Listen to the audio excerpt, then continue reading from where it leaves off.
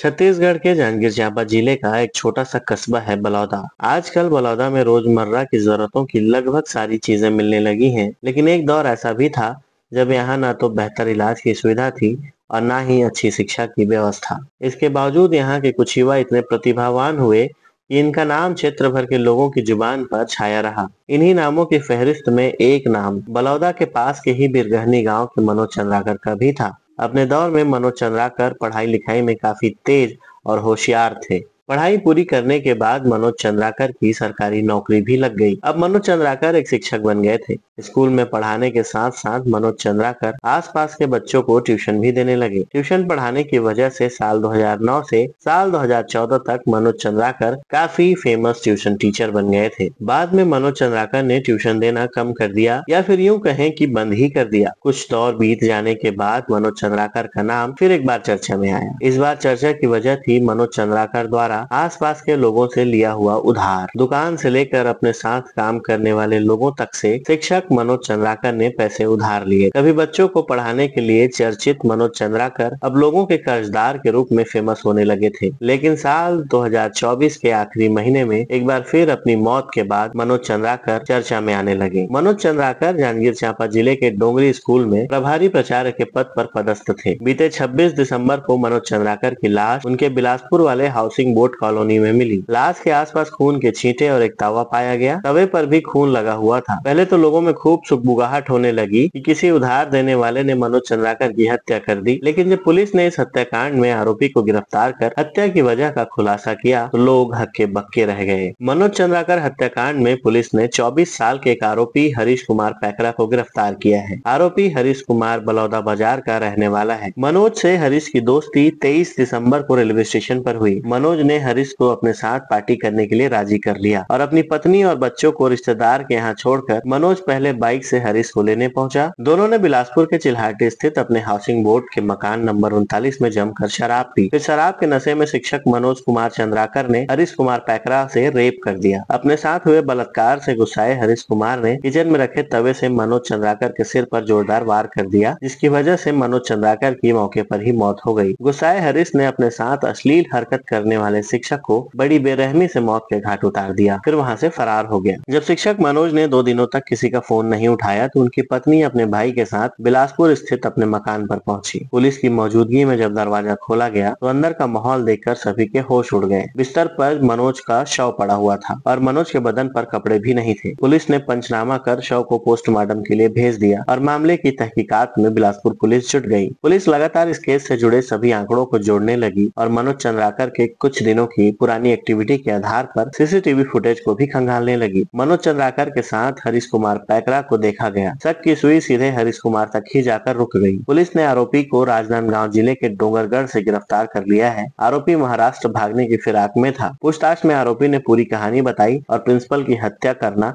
स्वीकार कर लिया। आपको ये कहानी कैसी लगी हमें कमेंट कर बताएं और हमारे चैनल पगडंडी खबर को सब्सक्राइब जरूर करें और इस वीडियो को अपने दोस्तों के साथ ज्यादा से ज्यादा शेयर करें।